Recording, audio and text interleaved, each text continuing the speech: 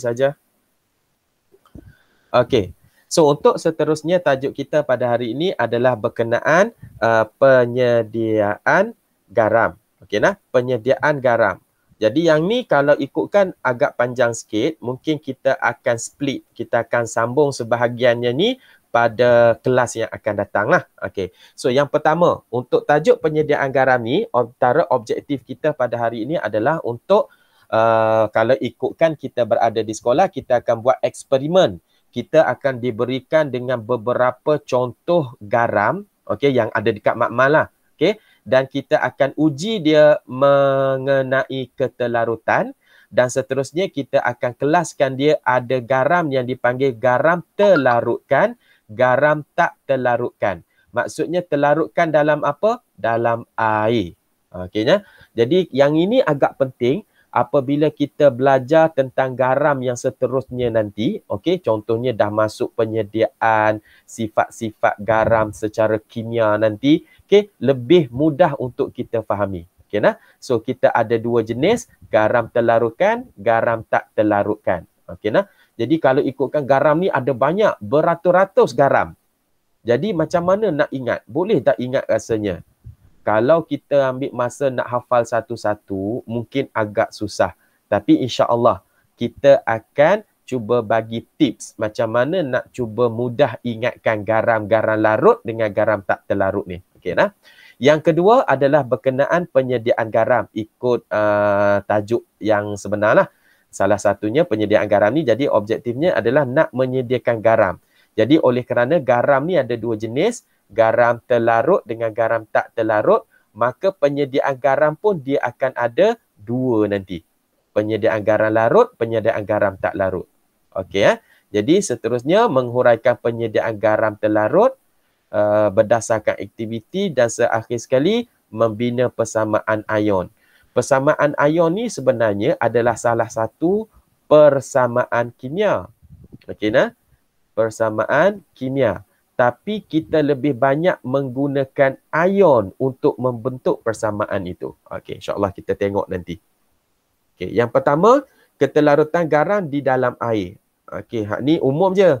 Hak ni saya pergi lajulah. Garam terlarutkan ialah garam larut air. Garam tak terlarutkan, garam yang tak larut air. Itu je. Okey, tak ada apa-apa. Okey. Jadi antara jadual yang perlu dihafal, hak ni ada dalam buku teks pelajar, okey. Kalau nak hafal, ini salah satu cara hafal lah. Tengok jadual, hafal. Menghadap buku ni dan cuba ingat. Kalau garam nitrat, semua nitrat adalah larut. Alhamdulillah. Hak ni mudah. Dan ni pun saya memang minta awak tolonglah ingat. Semua garam nitrat adalah larut. Maksudnya kalau garam nitrat ni, bagilah apa saja dekat dia, dia adalah larut. Contohnya, soalan nitrat larut dalam air? Ya. Adakah kalsium nitrat larut dalam air? Ya. Janji dia ada nitrat di belakang, mana-mana garam nitrat memang akan larut air. Tiba-tiba dia bagi suatu X nitrat. Okey, adakah larut air? Ya. Sebab apa? Nitrat. Semua nitrat adalah larut air. Okey nah. Kemudian untuk garam sulfat. Semua garam sulfat larut kecuali, bila ada kecuali ni yang susah sikit nak hafal tu. Kecuali plumbum sulfat, barium sulfat, kalsium sulfat. Jadi dalam banyak-banyak yang larut, 3 ni je yang tak larut. Boleh? Kemudian garam klorida. Semua garam klorida larut kecuali 3 ni. Mercury, plumbum, argentum. Jadi kalau tengok dekat sini, plumbum hanya nitrat aja yang larut. Jadi kalau kat sini plumbum sulfat tidak larut. Plumbum klorida pun tak larut. Tapi awas juga. Macam contoh untuk sulfat, barium tak larut. Tapi kalau barium jumpa dengan klorida, ini adalah larut lah. Barium klorida, dia larut. Barium sulfat saja tak larut. Tapi barium klorida larut. Sama juga. Kalau dekat sini, argentum klorida tak larut. Tetapi jika kita jumpa argentum sulfat, dia larut pula.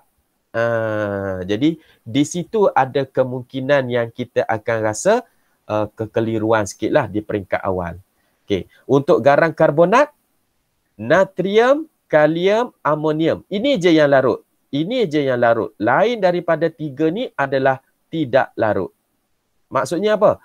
Kalsium karbonat tak larut. Plumbum karbonat tak larut. Zinc karbonat tak larut. Magnesium karbonat tak larut. Okey nah? Semua karbonat ni tak larut. Kecuali 3 ini sahaja. Klorida, ini 3 sahaja.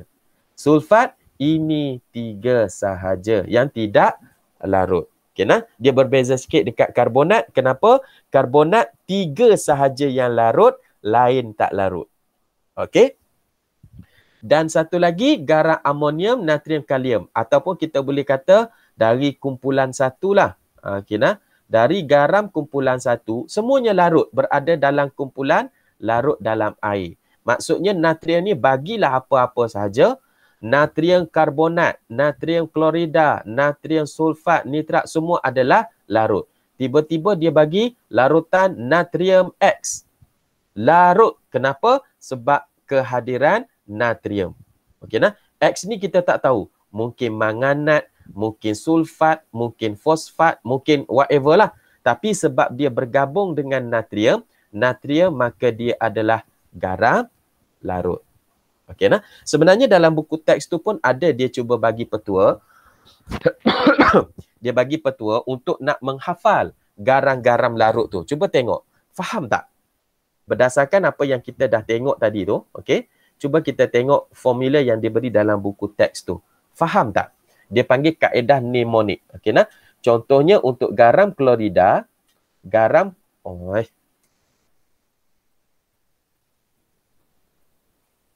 Okey. Contohnya untuk garam klorida, dia panggil garam HPA untuk menghafal yang tidak larut. Garam sulfat, garam PBC. Dia bagi singkatan macam tu. HPA ni apa? H adalah plumbum, A argentum. Argentum. PBC ni garam plumbum, barium, kalsium. Bukan karbon lah. C ni bukan untuk karbon. C ni untuk kalsium. Dia cuba bagi kaedah untuk menghafalnya. Yang tidak larut saja. Ini adalah yang tidak larut. Okey nah? Kemudian untuk yang larut ni dia kata no anak. Apa benda no anak ni? No ni untuk nitrat, simbol untuk nitrat. Okey? Jadi no nitrat macam yang kita dah hafal dekat jadual tadi, semuanya adalah larut. Okey? Tak lagi-lagi yang lain larut adalah garam A, garam amonium, semua larut. Garam natrium, Na, semua larut. Dan garam kalsium, semua larut. Kalsium, sorry. Kalium, semua larut. Okey. Boleh ingat takat tu? Boleh dah ingat takat tu anak-anak pelajar 4A? Untuk garam tak larut, garam larut. Boleh. Boleh ingat? Boleh. Okey. Saya cuba test nah. Kita cuba test. Okey. Saya tanya seterusnya ni. Nak minta jawapan nah. Okey. Kalsium klorida. Larut atau tidak? Aida. Tak jawab lagi tadi. Lupa tanya Aida tadi. Aida, larut tak kalsium klorida? Tidak larut. Salah. Ini adalah garam larut. Okey. Soalan seterusnya. Aluminium. Aluminium sulfat. Larut atau tidak? Siapa? Kembali semula kepada Kristina. Lain tak berapa okey. Ataupun Ayuni ke?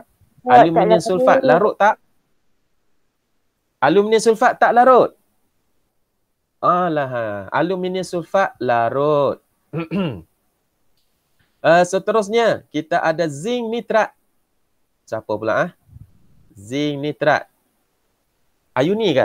Zinc nitrat larut ke tidak?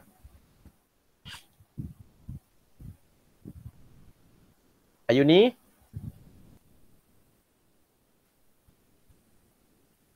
Syahir? Larut. Zinc nitrat. Zinc nitrat larut. Ingat nah, semua nitrat adalah larut.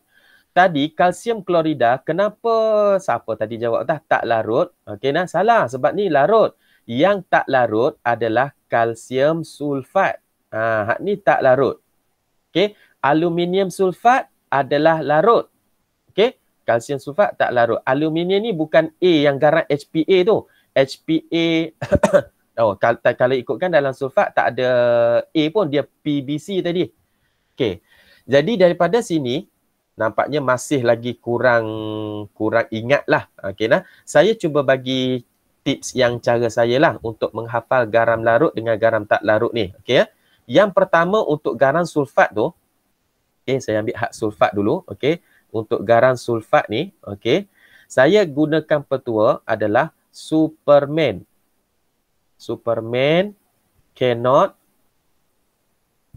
play badminton. Okey, ini cara saya lah. Okey, rasanya kalau nak tulis dalam buku teks ni, penerbit tak mahu tulis kot. Sebab nampak macam budak-budak lah Superman. Okey. Dan untuk cannot ni sebenarnya saya ambil mewakili untuk kalsium. Okey. Play ni adalah untuk plumbum. Dan badminton ini adalah untuk barium. Jadi kalau untuk garam sulfat, 3 ni adalah tidak larut. Ini adalah yang tidak larut. Cuma dalam buku teks tadi, hak tunjuk tadi tu adalah dia tulis untuk sulfat tidak larut, dia tulis PBC. Nak tulis PCB pun tak ada masalah. Cuma jangan tertukar. C ni bukan karbon lah. C ni adalah kalsium. Jadi 3 ni saja yang tak larut. Jadi maka aluminium sulfat tidak termasuk dalam 3 ni. Maka aluminium sulfat adalah larut. Okey nah. Untuk yang kedua, garam klorida. Garam klorida saya letak dia sebagai citah. Okey nah. Citah plays hockey aggressively. Okey. Yang place ni adalah untuk plumbum. Sekali lagi plumbum P. Hockey ni adalah untuk mercury. Hg ni mercury lah. Okey. Mana huruf M-nya? Tak. Dia ambil nama hak sains dia punya. Mercury tu nama biasa. Aggressively adalah untuk argentum. Okey. Jadi kalau klorida, 3 ni je. Plumbum klorida, mercury klorida, argentum klorida adalah tak larut. Okey nah. Jadi dekat dalam ni tak ada Ca. Sebab tu bila Ca kalsium klorida dia adalah larut. Dia tak termasuk dekat formula untuk citah ni. Dan sebenarnya citah ni walaupun kita hafal untuk klorida, tapi dia aplikasi yang sama untuk adik-beradik dia dalam kumpulan halogen. Klorida ni kan kumpulan 17 dalam jadual berkala. Jadi geng-geng dia yang lain pun iaitu bromida, iodida, fluorida akan guna formula yang sama. Maksudnya kalau awak jumpa, pelajar-pelajar jumpa, plumbum bromida tak larut. Plumbum iodida tak larut. Plumbum fluorida juga tak larut. Sama juga argentum bromida, argentum iodida, argentum fluorida, klorida ni semua adalah tidak larut. Tapi kita tak pakai satu je untuk menghafal formula klorida citah je.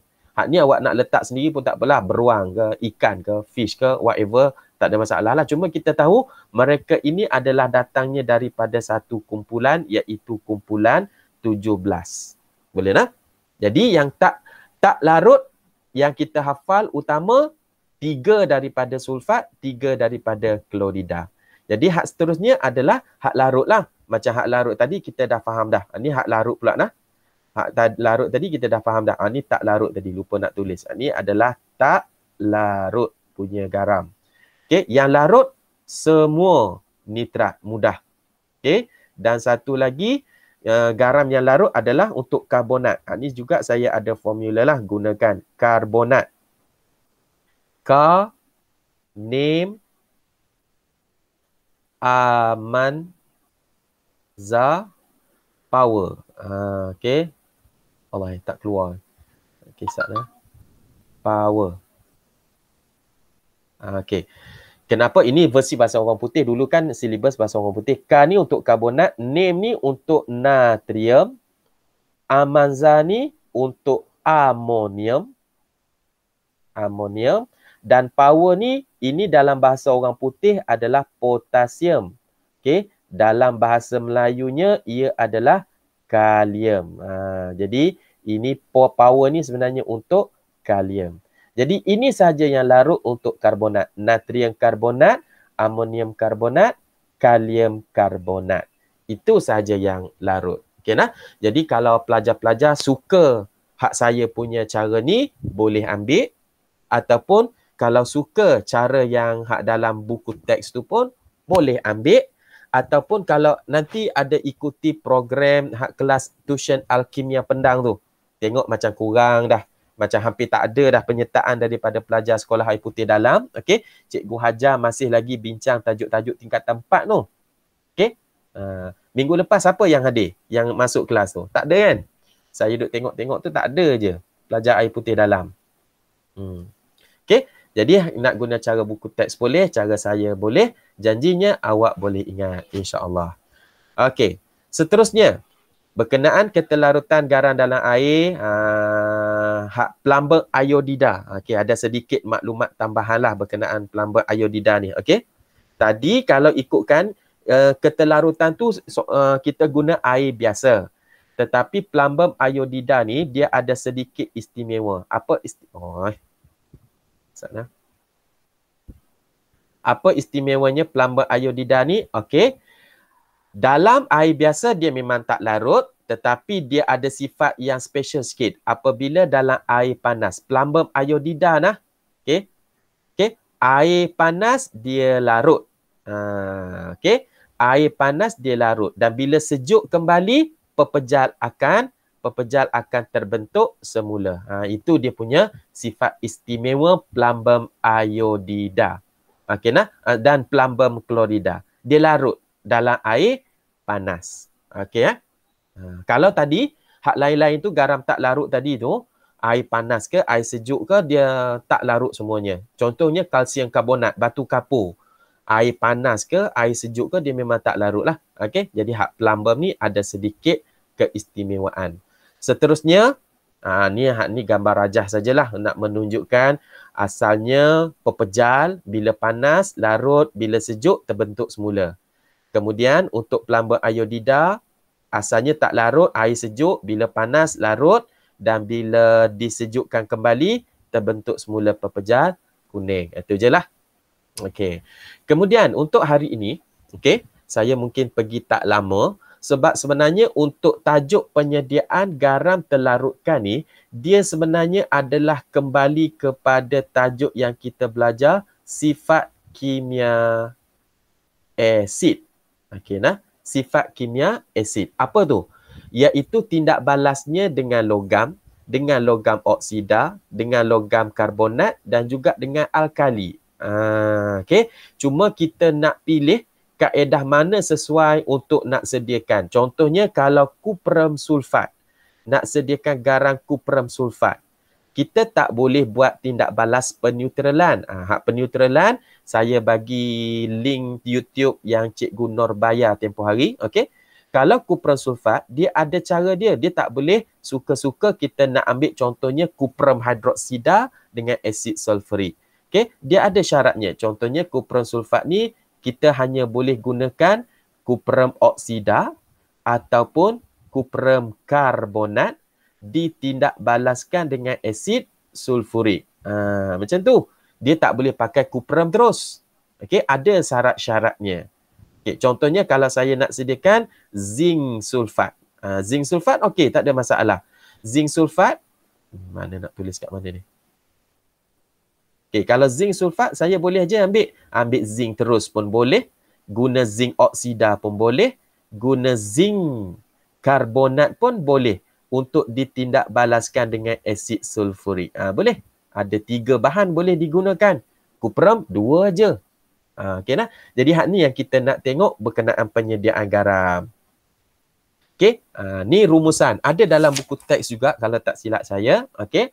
Jadi penerangannya adalah sama macam penerangan kita buat tindak balas antara asid dengan tindak balas asid lah. Iaitu kalau logam tu logam reaktif, kita boleh terus saja tindak balas dengan asid. Okey. Nak tanya, nak tanya. Siapa yang ada ni ya? Okey. Luqman. Luqman pula. Berikan saya contoh 2 logam reaktif. Apakah 2 contoh logam reaktif, Luqman? Boleh tak? Boleh tak, Luqman? Senyap ya. Ni kata recall balik hak pembelajaran lama tu, logam reaktif. Okay. Ataupun yang lain, siapa boleh bagi respon? Logam reaktif. 2 contoh logam yang kategori reaktif. Senyapnya, sunyinya. Kalium, okay. natrium. Kalium dan natrium. Okey, tahniah Syahir. Okey. Hampir tepat sebenarnya. Kalium, natrium tu, Syahir dan yang lain-lainnya. Okey. Okey, saya letak kat sini. Kalau nak cari makwa, ambillah Zuraini Fernandez sebab pakaian hitam cun anggun au. Okey. Dia macam ni. Kalau yang 3 dekat atas ni, okey, dia kategorikan logam yang sangat reaktif. Okey, boleh nah? Okey. Kalaulah nak juga ditindakbalaskan, sebenarnya boleh. Macam Syahir kata tadi, kalium dengan natrium boleh. Tetapi di peringkat sekolah, di makmal, kita tak buat tindak balas logam kalium, natrium ni terus dengan asid. Sebab dia sangat reaktif. Okey nah? Kita tidak berkesempatan untuk buat eksperimen dalam tajuk jadual berkala. Kenapa? Kalau kalium ni sebenarnya, kalau kita tindak balaskan dengan air sekalipun, sangat reaktif dah. Dia akan keluar api dan meletup. Dia akan dapat hasil nanti kalium hidroksida dan juga membebaskan gas hidrogen. Masa tindak balas dengan air ni pun, logam ni dia sangat reaktif sehingga meletup. Jadi bahaya. Jadi kita kategorikan dia sebagai sangat reaktif.